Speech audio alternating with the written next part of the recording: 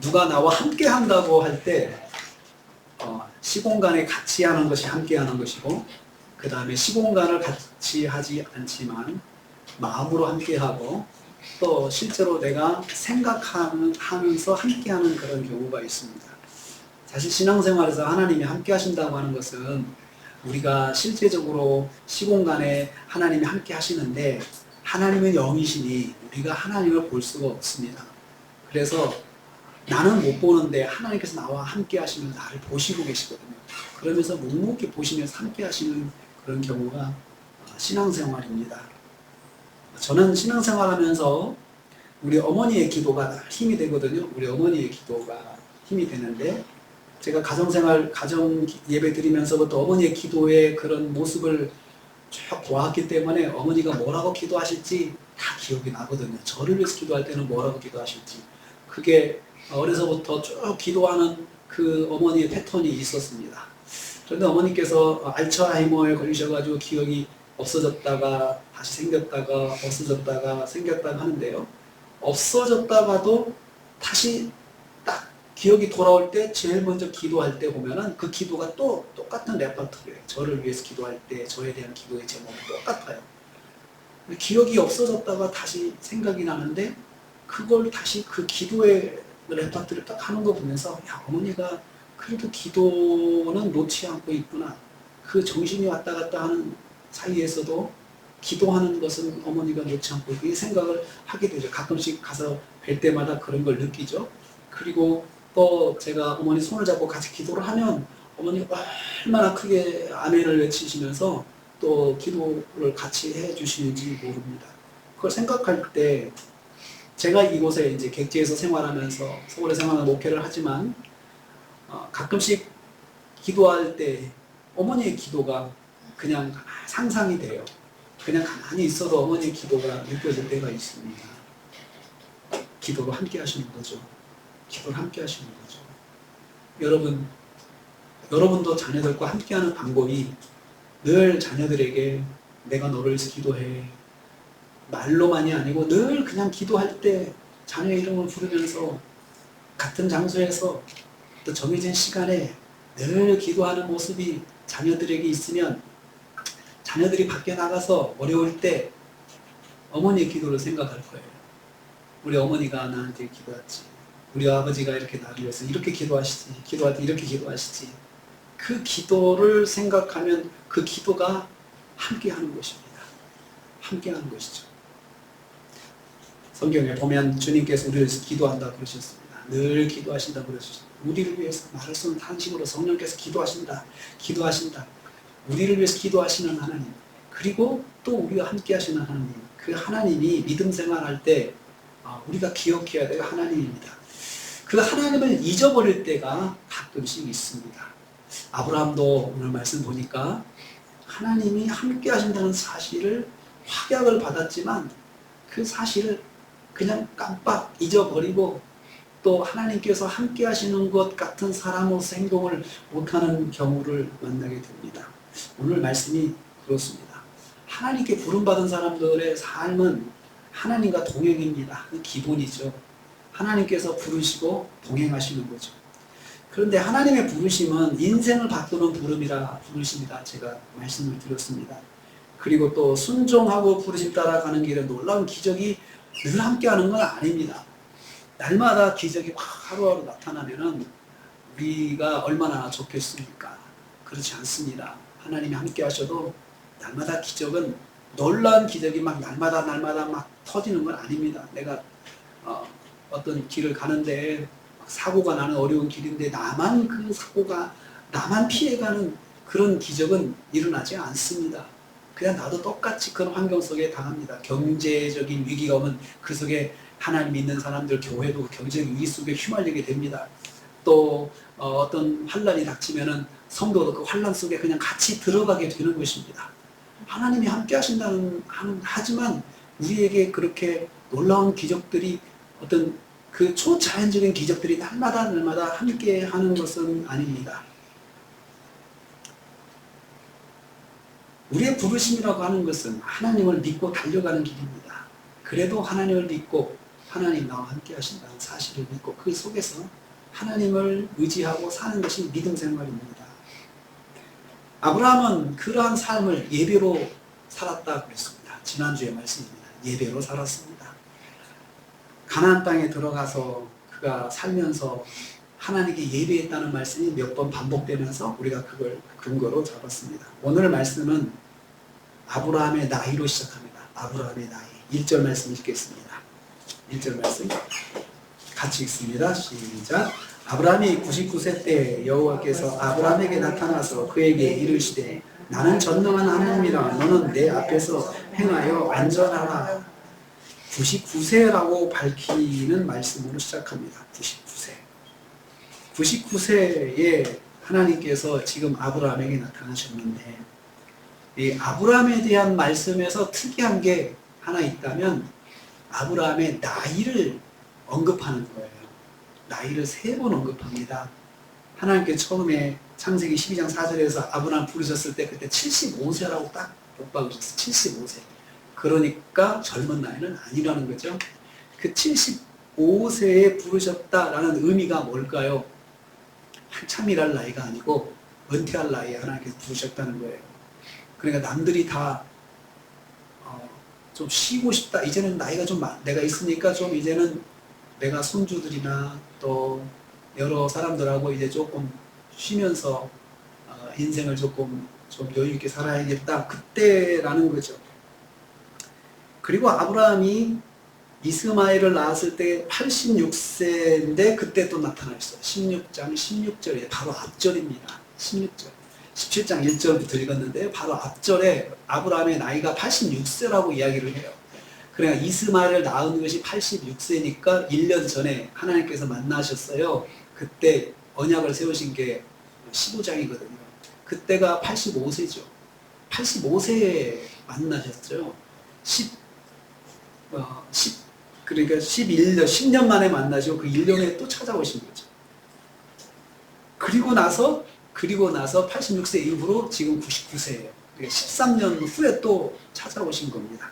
자, 그러면 여러분, 그동안 아브라함이 처음에 75세 부름받아서 11년 동안 가나안에 살 때 하나님께서 한 번도 아브라함을 만나주지 않으셨어요. 한 번도 찾아오지 않으셨어요. 11년 동안.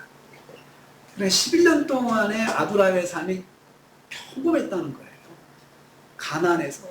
그 가나안의 삶이 제가 계속해서 아브라함이 어땠을까 자꾸 상상을 하게 되는데요. 거기는 문화가 다르고 언어가 다르고 그 사람들이 다 강성한 사람들이에요. 힘 있는 사람들이 다 지역을 장악하고 있는 지역 호족들이 다 자리 잡고 있는 곳을 외지에서 가족들이 이끌고 아브라함이 들어갔을 때 사람들이 얼마나 경계를 했겠습니까? 그것도 체구도 크지도 않은 사람이니까 함부로 했을 거 아니겠습니까? 막 위협도 하고 그랬을 거예요. 그런데 11년 동안 그렇게 살아가는데요. 그렇게 살아가는데 하나님께서 한 번도 아브라함 찾아오지 않으셨어요. 가나안에 들어가라고 해놓으시고 아브라함이 11년 동안 온갖 그 두려움과 그 또 여러 가지 위기 속에 살 때 하나님께서 가만히 계셨어요. 그 11년 동안 아브라함이 무슨 일을 만났냐면 처음에 가자마자 기근이 생겼어요. 가뭄이 일어났어요. 근데 가나안 땅을 하나님께서 약속의 땅이라고 말씀해 놓으시고는 그곳에서 딱 들어가자마자 가뭄을 만났어요. 그러니까 가뭄이 왔다 그러면은 하나님께서 아브라함만큼은 먹을 것이 떨어지지 않게 아브라함만큼은 있는 곳을 우물을 막 터뜨려 가지고 야, 이 사람은 정말 특별한 사람이다 가나안에서 보여주셔야 될 거 아니겠어요? 안 보여주셨어요. 참 우리가 이 장면을 보면서 제가 볼 때마다 야, 이때 가나안 땅에서 하나님께서 정말 막 우물을 터뜨리고 그리고 아브라함이 가는 곳마다 그런 풀이 막 자라면서 아브라함의 그 가축들은 항상 살이 막 그냥 쇠쇠쇠 쪄 있고 이러면 가나안 사람들이 볼 때 야, 저 사람은 뭔가 다른데 왜 그럴까? 아, 하나님을 믿는구나. 우리도 하나님을 믿자. 얼마나 쉬운 방법일까요? 하나님 그렇게 안 하셨어요. 아브라함도 같은 가뭄에 고통을 받았어요. 식구들이 굶기 시작했어요. 음식은 다 떨어졌어요. 가축들이 말라 죽기 시작했어요. 그 모습을 보면서 아브라함이 견딜 수 없었어요. 그래서 방법을 찾아봤어요. 어떻게 할까? 그래서 애굽으로 갑니다. 이집트로, 지금 이집트는 나일강요에서 거기는 물이 마르지 않는 곳이었습니다. 그래서 항상 이집트는 그 당시 세계 곡창 역할을 했습니다. 그래서 그 이집트로 가면 먹을 것이 있다 그래서 이집트로 내려갔어요. 내려갔는데 그곳에서 험한 일을 만나요. 애굽 왕이 사라를 탐내는 거예요. 그리고 사라를 뺏어가요. 뺏길 위기에 있는데 하나님께서 아브라함이 보이지 않는 가운데, 느끼지 못하는 가운데 바로 왕을 위협하십니다. 너 손대지 마라. 그래가지고 바로이 깜짝 놀래가지고 사라를 내놓고 아브라함한테 사례도 주고 빨리 일단 떠나라고 해가지고 다시 아브라함이 가나안으로 돌아왔습니다. 하나님께서 아브라함이 가는 길을 함께 해주셨지만은 그 삶에 초자연적으로 개입하지 않으셨다가 위기가 있을 때 보이지 않는 가운데 한번 도와주세요. 도와주시고 다시 가나안으로 돌아왔어요. 하나님 뜻이 여기가 아니구나. 오늘 돌아왔습니다. 돌아왔는데 13절 말씀에 또 조카 롯이 문제예요. 이제 그곳에 살면서 뭐 강원 문제도 해결이 됐는데 살다 보니까 가축들이 늘어나니까 조카 롯의 가축도 늘어나요. 서로 양쪽의 목동들이 서로 싸웁니다. 서로 싸우면서 자기 가축들을 먹이려고 싸우다 보니까 자꾸 갈등이 생겨요. 조카 롯하고 이제 갈등이 생기는 거예요. 그래서 조카 롯하고 헤어지게 됩니다. 그 롯이 아들 같은 사람이었잖아요. 양아들 같이 생각하고 자기에게는 아들 같은 존재였는데 결국은 아브라함이 마음 아프게 롯과 헤어지게 돼요. 그냥 헤어지는 것도 아니에요. 롯이 헤어지면서 아주 좋은 땅을 자기가 선택해서 가버려요. 자기 삼촌한테, 아버지 같은 삼촌한테, 삼촌은 나이 먹어 늙었으니까 자기가 차라리 개척하는 땅을 가져가고 자기는 자기 삼촌한테는 좋은 땅을 줘야 되는데 이 조카가 내가 먼저 살겠다고 좋은 땅을 골라서 가버렸어요. 아브라함이 남은 땅을 가만히 보니까 다 적박해요. 얼마나 낙심됐겠습니까? 그런 일을 만나게 돼요. 그런데 잘 살 줄만 알았던 조카 롯이 가나안 내전에 휘말려가지고 그 사로잡히게 되고 온 재물을 다 빼앗기고 가나안의 그 왕들한테 사로잡히게 됐어요. 아브라함이 그 소식을 듣고 가만히 있을 수가 없었어요. 집에서 훈련한 318명의 사병을 데리고 가서 구출을 하는데 성공을 합니다. 거기까지는 좋았어요. 성공을 했지만 이 가나안 땅에 있는 가나안의 이 내전에 휘말리게 됐습니다. 자, 여러분, 아브라함의 인생이 하나님만 바라보고 돌아간 인생이 출발한 인생이 얼마나 많이 복잡하게 꼬여있는지 모릅니다. 하나님만 바라보고 살았는데 그의 삶은 이제 내전에 휘말려가지고 암담한 상황이 됐습니다. 이렇게 11년을 보냈어요. 이렇게 11년을. 근데 아브라함의 기본적인 마음은 하나님을 의지하는 거예요. 하나님과 동행하는 거죠. 그런 예배 드리면서 하나님을 만나고 하나님을 의지하려고 살았지만 하나님께서 그러한 아브라함의 삶에 기적적으로 개입을 하지 않으셨어요. 딱 한 번 애굽에서 그러고 나서 가만히 놔두셨어요. 뭘까요, 이게? 도대체 신앙생활이라는 게 뭘까요? 하나님과 동행한다는 게 뭘까요? 저는 여기서 그 질문을 해봅니다. 도대체 하나님께서 아브라함을 가나안에 부르셔가지고 11년 동안 이렇게 놔두셨는데 이게 뭘까? 우리의 믿음 생활도 그렇지 않습니까? 우리가 정말 어렵게 예수 믿었습니다. 나 예수 믿고 내가 정말 구원의 확신을 가지고 정말 믿음으로 살아가기로 결심을 했어요. 처음에는요, 뭔가 내가 기도하는 것마다 응답이 되는 것 같고 그랬는데 어느 정도 시간이 되고 나서 그 응답의 역사가 내가 피부로 느낄 만큼 나타나지 않을 때가 많아요. 그런데도 불구하고 하나님께서는 내가 너와 함께한다 말씀하시고 임마누엘 하나님을 말씀하시고 그렇게 말씀하시거든요. 도대체 이게 뭘까요? 그것은 신앙생활이 무엇인지를 우리한테 말씀하는 거예요. 신앙생활은 내가 하나님을 붙잡고 하나님을 의지하고 사는 것이 신앙생활이에요. 내가 그것 때문에 어떤 것을 받아 누리고 그 때문에 내가 그것으로 인해서 내가 어떤 것을 복을 받고 내가 뭔가를 복을 쌓아놓고 살고 그리고 그것으로 인해서 내가 어떤 것을 능력을 보여주고 그것이 신앙생활이 아니에요. 그런데 우리는 그렇게 하고 싶어요. 내가 좀 그런 능력을 좀 경험하고 그 능력이 나한테 나타나면서 내가 이런 사람이라는 것을 좀 보여주고 싶을 때가 있어요. 보여주고 싶을 때가 있어요. 그런데 하나님께서 그렇게 안 보여주세요. 안 하세요. 그런데 아브라함의 삶에 있어서 하나님의 역사를 경험한 적이 쭉 살면서 75살에 한 번 만났죠. 86세에 한 번 만났죠. 99세에 만났죠. 사실 하나님을 체험한 것, 실제로 하나님을 만나고 체험한 것이 일생에 2번, 3번이에요. 그렇죠. 그리고 나머지는 하나님을 체험하지 않고 하나님을 만나지 않고도 믿음을 가지고 내가 하나님을 붙잡고 살아가는 삶이 나머지 삶이에요. 11년을 그렇게 살았어요. 11년을 그렇게 살았어요. 그래도 나는 하나님이 함께 하셔. 그런데 시행착오도 있죠. 이게 정말 내가 이렇게 하는 것이 이렇게 가야 되는 건가? 하고 애국도 가봤잖아요. 가서 이게 아니구나 돌아왔잖아요. 끊임없이 내가 하나님 말씀대로 살아간다고 하면서 바른 길을 찾아 하나님 말씀대로 살아가는 길을 찾아가는 것이 신앙생활이에요. 하나님께서 여기가 내가 너에게 준 땅이다 그러면은 어떻게 했을까요? 그곳에서 죽어도 굶어 죽어도 거기 있어야 되는 거였어요. 굶어 죽어도 거기 있어야 되겠다라고 생각을 하고 버텨야 되는데 그럴 때 하나님께서 은혜를 주시는데 자꾸 우리는 눈에 보이는 우리의 방법이 자꾸 생각이 나는 거죠. 저기 애굽이다. 애굽에 가면 된다. 다들 가는데 뭐 이렇게 생각하죠. 그렇게 되면은 어떤 문제가 있어요? 내가 너에게 이 땅을 주겠다. 너의 자손을 주겠다. 그 말씀을 일단은 뒤로 보류해야 돼요. 하나님께서 그렇게 말씀하셨지만 지금은 어려우니까 잠깐 이 땅에서 떠나보자 라고 생각을 하는 거죠. 우리도 그렇습니다.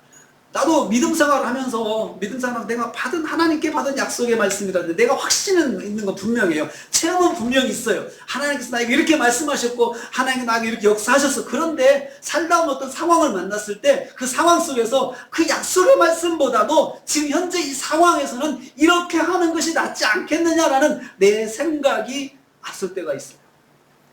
그런데 그럴 때마다 하나님께서 그냥 번개를 번쩍 치신다든지 그래가지고 네가 틀렸어 이렇게 가르쳐주시면 얼마나 좋아요. 안 가르쳐주세요. 그냥 놔두세요. 하나님께서 놔두세요. 그러니 매사에 내가 판단을 해야 되잖아요. 매사에 내가 판단해야 되는데 판단의 기준이 뭘까요?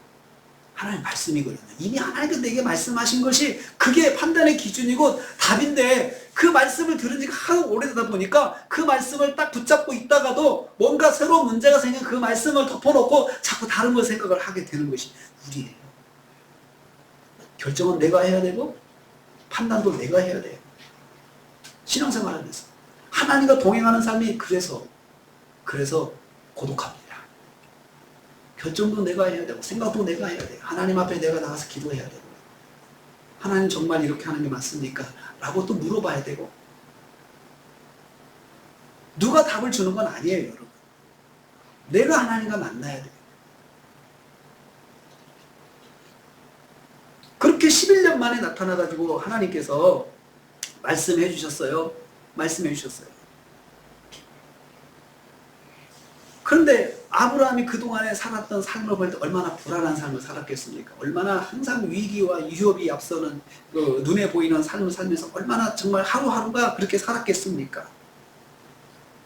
그는 공동체의 안전을 책임져야 되는 사람이었어요.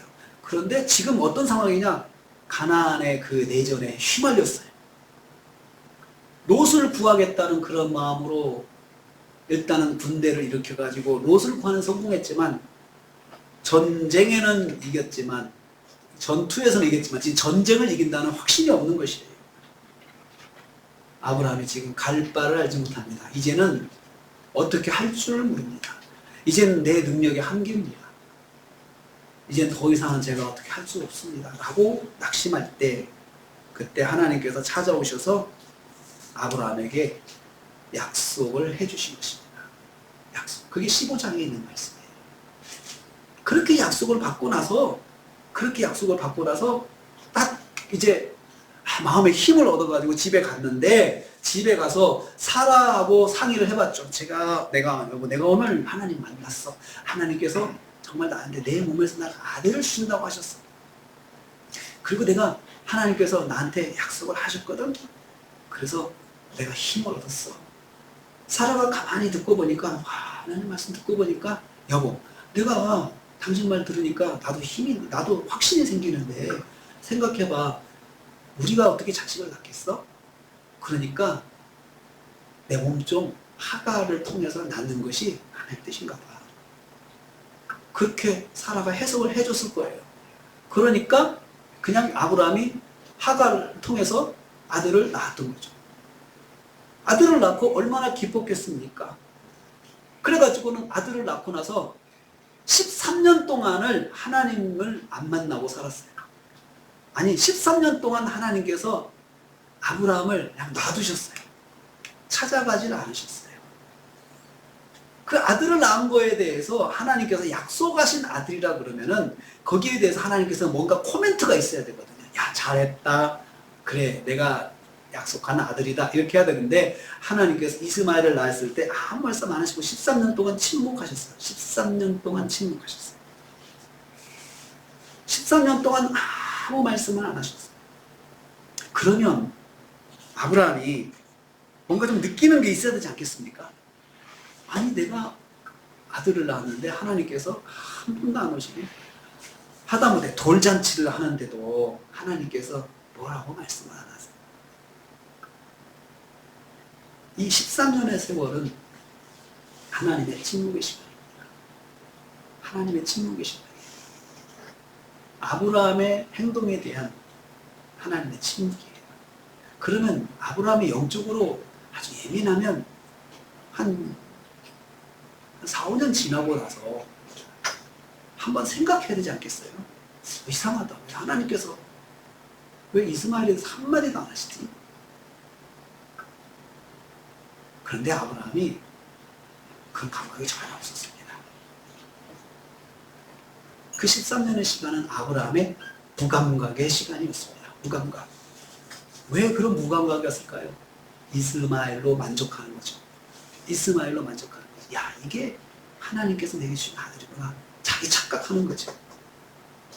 만약에 그것이 그 아들이 하나님께서 내게 주신 아들이라 생각했으면은 아브라함이 물어봐야 되죠. 하나님, 이 아들이 정말 하나님 주신 아들이죠? 감사합니다. 하나님께 제사도 드리고 하나님께 이 아들을 올려드리고 정말 하나님께 감사하는 제물을 드려야 되는데 아브라함도 그런 게 없습니다. 읽어보면 없고 그냥 너무나 기뻐서 그 아들에 빠져서 그 아들을 양육하는 13년 동안 하나님이 없어도 너무너무 즐겁게 삽니다. 다른 고통 다 잊고 삽니다. 그 아들 하나 때문에 삽니다. 그럴 수 있다고 생각합니다. 우리도 하나님의 말씀보다도 하나님의 약속보다도 하나님의 말씀보다도 하나님의 말씀에 비슷한 형태를 가지고 내게 다가오는 어떤 문제를 해결하고 거기에 하나님의 뜻이다 생각하고 만족할 때가 있습니다. 하나님은 이스마엘이 아닌데 이스마엘은 아들이라고 하는 모양은 똑같아요. 그런데 방향은 같지가 않은 거예요. 모양은 같은데 방향이 다른 하나님의 응답. 하나님의 응답. 그것을 나는 응답이라고 생각하고 그것으로 만족하고 하나님의 약속을 까마득하게 잊고 내가 그 내 만족 속에 살아갈 때가 있습니다. 신앙생활에서 큰 착각을 빠질 때가 있어. 착각에 빠질 때가 있죠. 아브라함이 13년 동안 그런 착각에 빠졌습니다. 그 무감각에 빠졌습니다. 가만히 놔두면 아브라함은 영원히 하나님을 찾지 않을 것 같아요. 그러니까 하나님께서 또 99세에 먼저 찾아오신 것입니다. 그래서 오늘의 말씀의 시작이에요. 99세가 바로 그런 의미가 있습니다. 그러니 오셔서 하신 말씀 한번 보세요. 여러분 오셔서 하신 말씀 보세요. 다시 1절과 2절 말씀 읽겠습니다. 시작. 아브라함이 99세 때 여호와께서 아브라함에게 나타나서 그에게 이르시되, 여기 잠깐만요. 네, 말씀하셨는데 그 배경을 듣고 이 앞에 그 뒤에 나오는 말씀의 뉘앙스를 가만히 보세요. 같이 있습니다. 시작. 나는 전능한 하나님이라. 너는 내 앞에서 행하여 완전하라. 내가 내 언약을 너와 너 사이에 부어 너를 크게 번성하게 하리라 하시니. 자, 여러분, 하나님께서 아브라함에게 그런 아브라함에게 13년 만에 오셔가지고 하신 말씀이 굉장히 중요하거든요. 하신 말씀이 내가 누군지를 말씀하시고 있어요. 내가 누군지. 왜 그 말을 할까요? 아브라함이 하나님이 어떤 분이신지를 다시 좀 알아야겠다는 거예요. 너는 나를 좀 알아야겠어. 너는 좀 나를 좀 알아야겠어. 그래서 그 말을 하는 거예요. 나는 전능한 하나님이다. 이렇게 말씀. 전능. 엘샤다이라는 표현이에요. 히브리어 엘샤다이. 전능한 하나님이다. 강하신 하나님이시고 충족적인 하나님, 모든 걸 채워주시는 하나님이시고 스스로 채우시는 하나님이시고 이렇게 하나님께서 아브라함에게 나를 소개하신 거예요. 자기 자신을 소개하신 거예요. 나는 엘샤다이야. 왜 처음 나타나셔가지고 엘샤다이 먼저 하셨을까요? 자식을 낳는 문제를 가지고 사라하고 둘이 13년 전에 생각한 게 뭐냐면 우리는 불가능해. 그러니 이렇게 하면 어떨까 했잖아요. 거기에 하나님의 엘샤다이는 그냥 없어진 거예요. 두 사람의 생각을 계획 속에는. 우리도 뭔가 계획할 때 하나님의 엘샤다이를 빼고 생각하면 굉장히 합리적이에요. 굉장히 합리적이에요. 합리적이고 그리고 상황적으로 봤을 때 모두가 다 납득하고 동의할 만한 것이에요. 하나님의 엘샤다이를 빼면 그런 거예요. 그럴 때가 있단 말이죠. 그런데 그때 13년 전에 하나님의 엘샤다이를 믿었다 그러면 두 사람의 대화가 이래야 되죠. 그렇지? 그런데 하나님이 약속하셨잖아. 하나님의 약속을 믿고 기다려보자. 하나님의 약속을 믿어보자. 이렇게 하면서 둘이 손을 꽉 잡아야 되는데 그렇게 못한 거죠. 하나님께서 그것을 생각나게 하죠. 나는 엘샤다이야. 이 엘샤다이는 출애굽기 3장 14절에 나는 스스로 있는 자라고 소개하신 그 말씀과 소개와 통하는 말씀이에요. 하나님께서요, 하나님을 소개한 장면이 창세기 3장, 출애굽기 3장 14절에 처음 나와요. 하나님께 자기 이름을 소개하셨어요.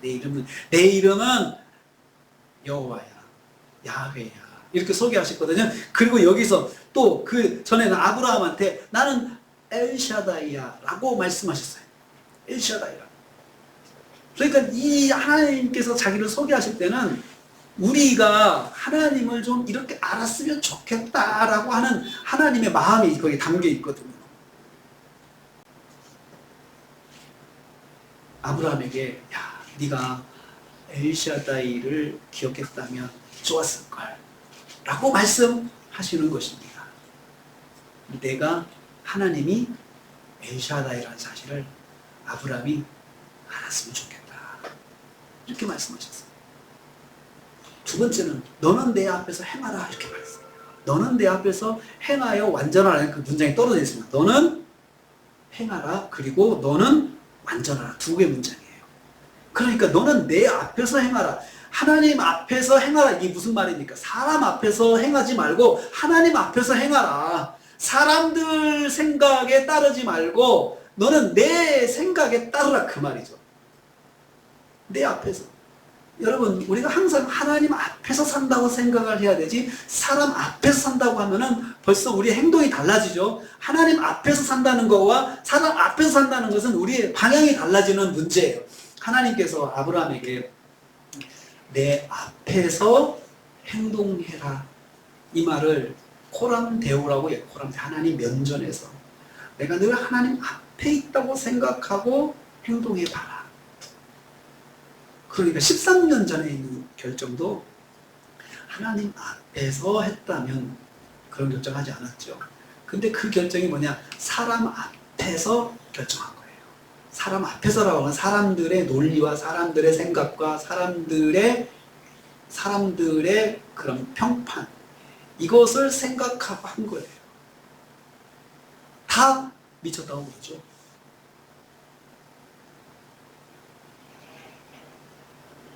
하나님은 아브라함이 그동안 사람들의 말을 더 귀담아 듣고 행동한 것을 지적하셨습니다. 결과 이스마엘을 낳았음을 상기시켜 주셨습니다. 하나님께서는 아브라함에게 내 앞에서 행동해라.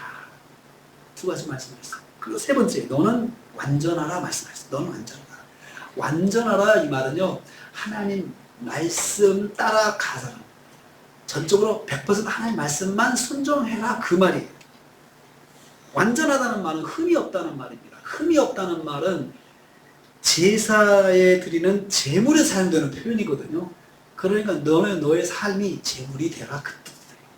너의 삶이 제물이 되라. 하나님께 바쳐도 흠이 없을 정도로 그냥 하나님께 드려도 되겠다 싶을 정도로 네 삶이 완전해야 된다 라고 말씀하고 있습니다. 도덕적으로 성실하고 깨끗한 자로 준비되라는 것입니다. 할 수 있는 대로 하나님의 완전하심을 보여주는 삶을 살 것을 권면하는 것입니다. 네가 그런 삶을 살아서 내가 완전하다는 것을 보여줘라. 저 사람이 왜 저렇게 사느냐? 하나님 믿기 때문에 저렇게 산다. 하나님 말씀대로 순종하니까 그렇게 산다라고 사람들이 보고 저 사람 보니까 하나님이 저런 분이구나 라고 알도록 살아야 된다라는 것입니다. 그리고 네 번째로 내 언약을 세우라 말씀. 언약. 내 언약을 세우리라라고 했어요. 내가 너한테 내 언약을 세우겠다. 하나님의 언약을 내가 너한테 세워주겠다. 그러니까 그 13년 전에 하나님께 약속하신 그것을 다시 말씀하는 거예요. 내가 그 언약 반드시 세우마. 하나님께서 약속하시고 자꾸 내가 약속 꼭 지킬게, 약속 꼭 지킬게 계속해서 아브라함한테 말씀하시는 거예요 지금. 그런데 여기서 언약을 세운다, 이 세운다라고 하는 말은 언약을 내가 성취한다 뜻이거든요. 내가 내 언약을 성취하마.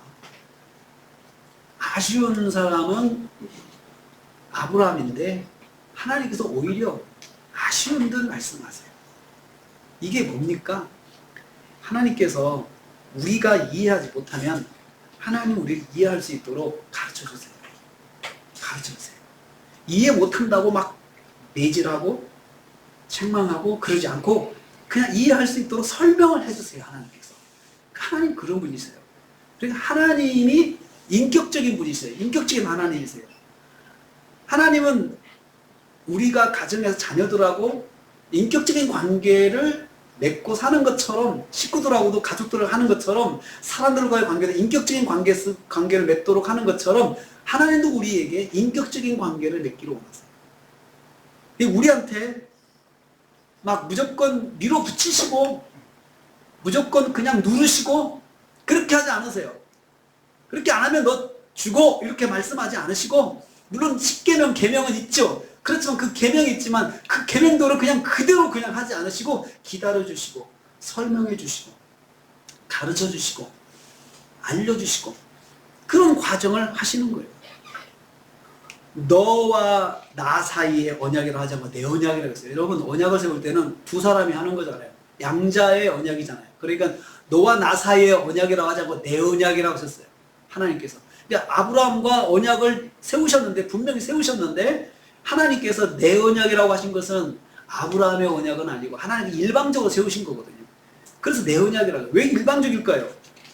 이 언약은 쌍방이 사인을 하면 거기다 책임이 있잖아요. 책임. 어겼을 때 책임이 있는데 아브라함이 못 지킬 거 하나님이 아셨어요. 아셔요. 우리는 못 지켜요. 우리는 하나님과 약속할 수 없어요. 하나님과 약속하는 게 하나님께서 우리에게 약속을 해주시는 거예요. 아브라함이 약속하셨어요. 일방적인 언약이 되는 것이에요. 내가 너로 심히 번성케 하겠다. 심히 번성케 하겠다. 자녀에 대한 복을 또 약속하시잖아요. 이건 정말 아브라함에서 아킬레스건이에요. 자식은 안 주시면서 계속 자식 이야기를 하시는 게 23년 동안 그렇게 하시고 23년 동안. 아브라함이 그 하나님께서 약속하신 그 말씀을 꽉 붙잡아야 되는 건데 세월이 길다 보니 붙잡는 게 인간적으로 힘든 거예요. 그러니까 11년 만에 내 방법을 한번 써본 거죠. 내 방법을 써본 거죠. 그러고도 하나님께서 오셔가지고 또 아직도 내가 너한테 꼭 해주나 라고 말씀하셨는데 심히 번성케 해주시겠다 약속하셨거든요. 근데 여러분 거기에 히브리어 원어로 보면 심히라고 하는 그 말을 두 번 썼어요. 심히 심히 번성케 해주시겠다. 메오드 이렇게 2번을 썼어요. 최상급이에요.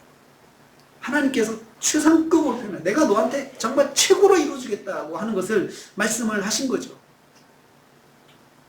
그러면 아브라함이 이제 믿는 것은 확실하게 가지면 되거든요. 믿어야 되거든요. 그런데 여러분, 믿음은 참 어려운 거예요. 믿음은 참 어려운 거예요.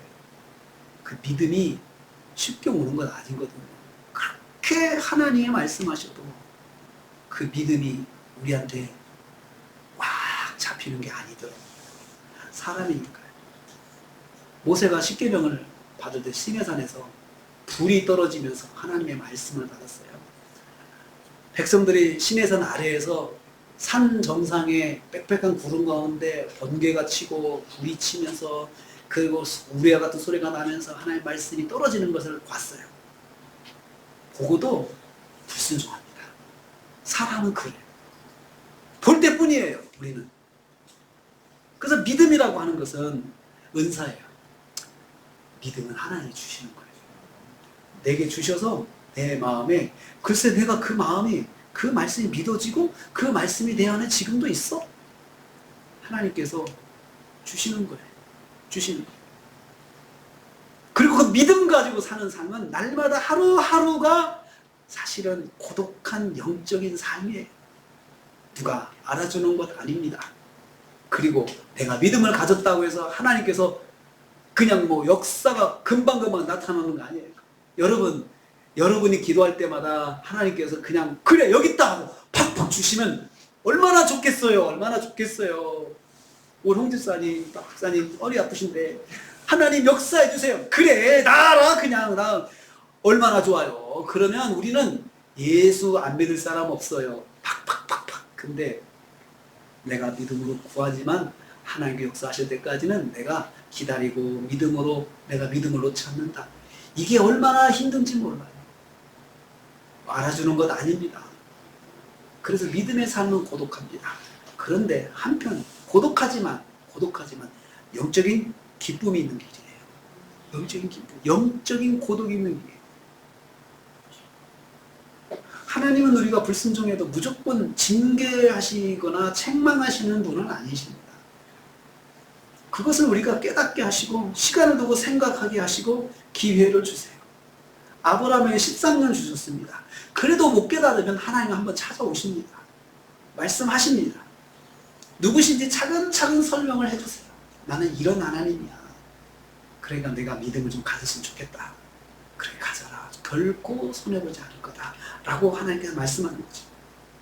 신앙생활은 고독한 동행의 시간들입니다. 하나님께 우리와 함께 하시지만 하나님께서 함께 하시지만 함께 하시니 매 순간 기적적으로 나타나는 건 아닙니다. 하나님이 보이지 않는 가운데 함께 하시면서 성도에게 역사하시는 것은 분명해요. 저와 여러분에게 함께 하시는 건 분명해요. 그런데 보이지 않는 가운데 하나님께 도우시는 손길들이 있다는 걸 기억해야 돼요. 아브라함이 애굽에 갔을 때 그 바로왕에게 하나님께 찾아가셔서 그 바로왕을 책망하시면서 아브라함에 손대지 마라 그렇게 하신 것처럼 하나님께서 그렇게 역사해 주신다는 것은 분명합니다. 우리가 매사 느끼지 못할 뿐입니다. 하지만 영적으로 예민한 성도는 느끼며 살 수 있어요. 영적으로 예민함은 하나님 말씀을 얼마나 깊이 아느냐에 달려있어요. 하나님 말씀을 깊이 아는 사람들은 그 영적으로 깨닫게 돼요. 아, 하나님께서 함께 하셨구나. 하나님께서 역사하셨구나. 하나님께서 도우셨구나. 이것을 하나님 말씀에 깊이 있는 사람들은 그것을 느끼게 돼요. 느끼게 돼요. 하나님께서 아브라함에게 고독한 동행의 시간 동안 무엇을 해야 하는지 말씀해 주셨습니다. 예배 드려야 되죠. 예배 드리는데 그 속에 뭐가 있어야 되니까 하나님에 대한 믿음이 있어야 돼요. 하나님 누구신가? 하나님 전능하신 하나님이시지. 그리고 하나님은 우리에게 약속을 지키시는 분이시지. 또 우리에게 말씀해 주시는 분이지. 우리가 동행하시는 분이시지. 그럴 때 우리의 예배가 바로 설 수 있습니다.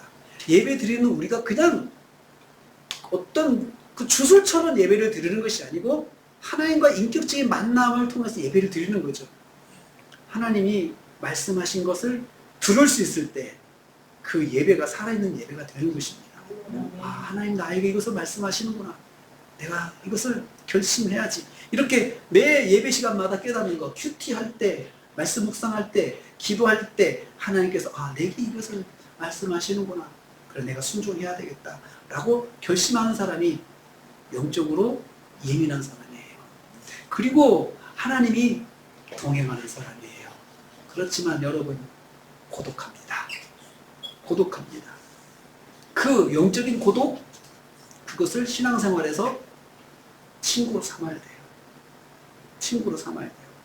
그럴 때 우리가 하나님과의 동행에 성공할 수 있습니다.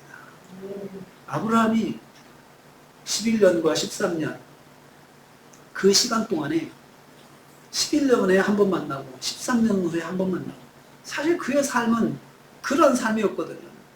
가나안에 들어갔을 때 항상 아브라함의 목장 주변에 물이 나는 것도 아니고 다 그 사람들 똑같이 굶고 똑같이 고통나고 살게 하시면서 내가 너와 함께 한다고 말씀하신 것이 그런 의미가 있는 것입니다. 여러분, 우리는 하나님이 함께하는 사람들입니다.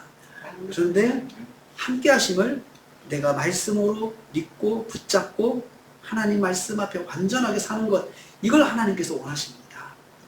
그럴 때 하나님은 때를 따라서 우리에게 역사해 주십니다.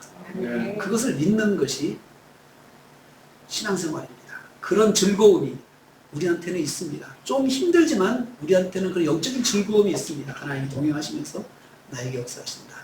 이것을 저는 고독한 즐거움이라고 생각을 합니다.